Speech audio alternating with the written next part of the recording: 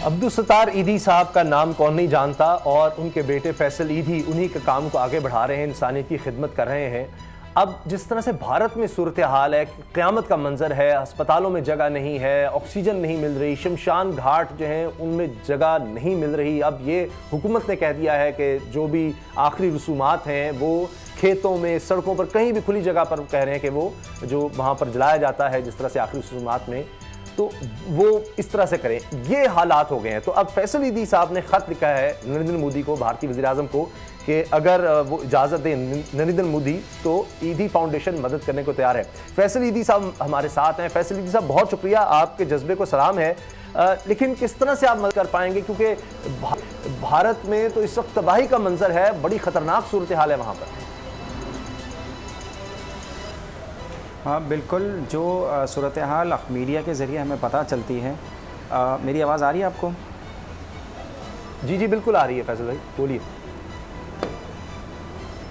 हाँ, मीडिया के ज़रिए जो हमें पता चल रही है वो बहुत ही ख़राब सूरत हाल है, और इंतहाई अफसोस है हमें इस बात का कि वहाँ पे कोरोना ने जो है वो अपने पंजे गाड़ लिए हैं।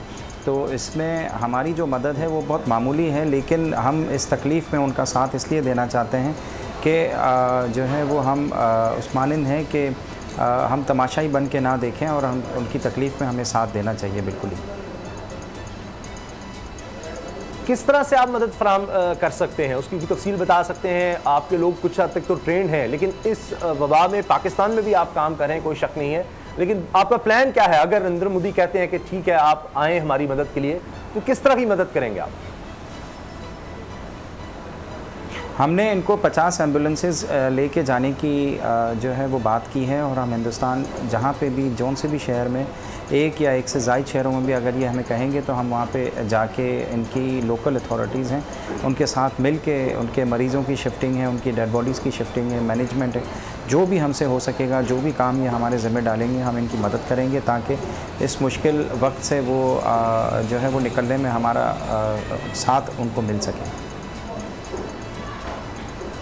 क्या उम्मीद कर रहे हैं आप? जब आपने ख़त लिखा, किस तरह से ख्याल आया आपको? ख़त अब पहुँच चुका है नरेंद्र मोदी तक, कुछ इस बारे में आपके इल्म में है? हाँ, मेरी इनके एक जॉइंट सेक्रेटरी, मोदी साहब के जॉइंट सेक्रेटरी से सुबह बात हुई थी, तो उन्होंने मुझे कहा कि आप मुझे ईमेल कर दें। उन्होंने ईमेल रिसीव कर ली है, और देखते हैं, अभी तक इनका कोई रिस्पांस नहीं आया। मैंने एम्बेसडर ऑफ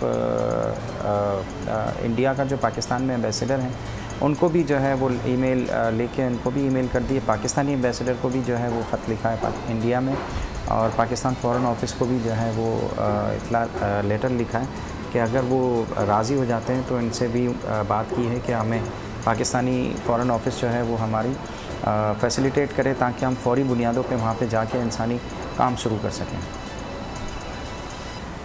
अच्छा, पाकिस्तान में आपका बहुत बड़ा नेटवर्क है, तो यकीनन पाकिस्तान में भी ज़रूरत है। बहुत से लोग कहेंगे कि ये ना हो कि आप भारत जाते हैं, वो कहते हैं हमारी मदद को आ जाएं, तो यहाँ क्या होगा? यहाँ ना मुश्किलात का सामना हो। आपका इतना बड़ा नेटवर्क है और यहाँ भी बहुत ज़्यादा ज़रूरतमंद हैं, आप हर दफ़ा उनकी मदद करते हैं।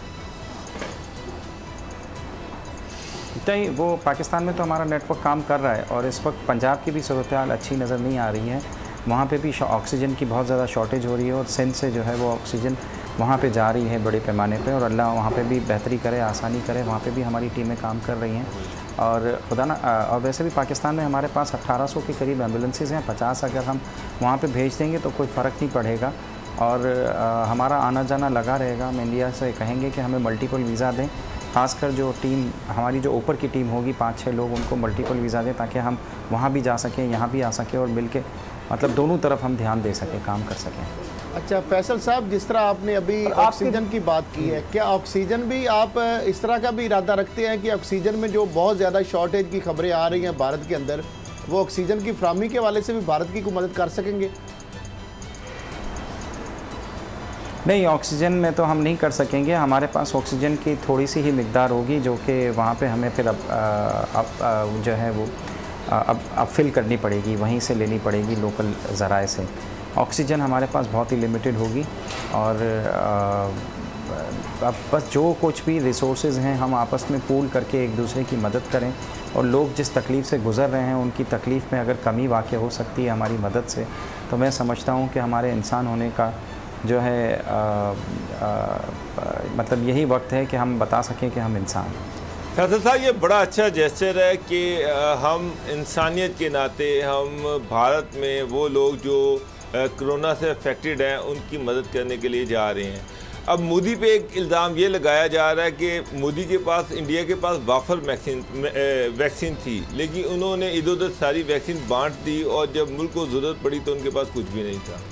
तो पाकिस्तान में, पंजाब में भी कोरोना है, KPK में भी कोरोना है और बहुत तेज़ी से ये फैल रहा है। तो क्या आप समझते हैं कि आपके पास इतने एडिशनल रिसोर्सेज हैं कि अगर ज़रूरत पड़ने पर वो हमारे भी काम आ जाए और इंडिया में जो लोग हैं उनके भी काम आ जाएं?